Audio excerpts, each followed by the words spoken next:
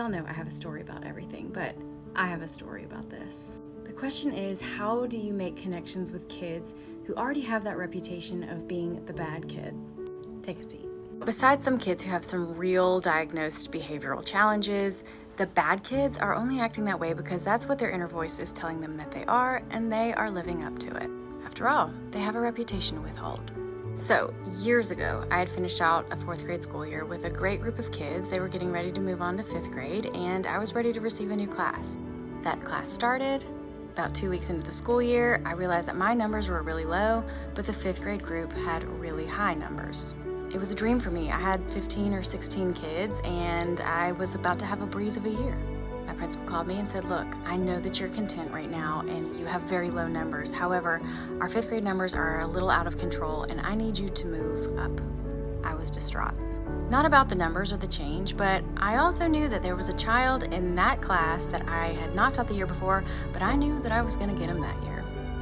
They were departmentalized, they switched classes between teachers, and I knew that he was about to come into my room. He had quite a reputation. Very intense anger outbursts and fighting and leaving the building, and you name it, he had probably been suspended for it at one school or another. But at that point, you don't have a choice. They're coming into your classroom no matter what.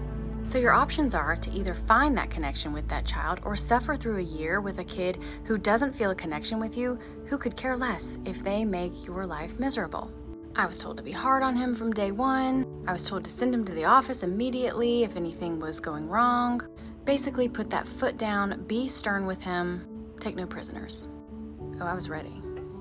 That first day he came into my classroom, he was in that line. I walked right up to him and said, I am so glad you're in my class this year. I heard all about how smart you are. I cannot wait for you to share some of your talents with us this year.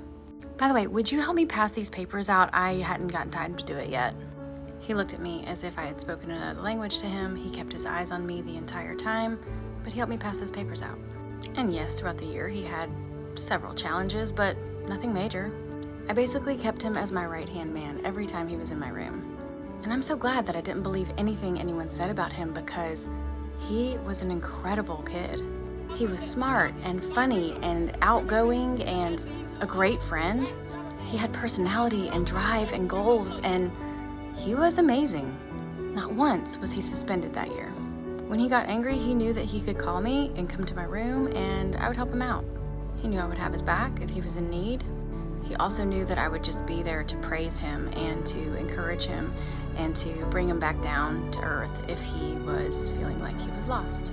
It was all about making him feel like he belonged in my classroom and that I loved having him in there because I did. And I have no regrets welcoming him the way that I did because from that first day, he knew that I was going to be a welcoming presence for him and that he belonged to my classroom and that I was going to be looking forward to having him in there with me every day. Where is he now? He's still my right-hand man.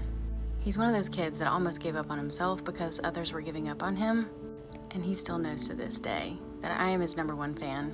Don't listen to others. Give all kids a chance, the way that you would want someone to take a chance on you.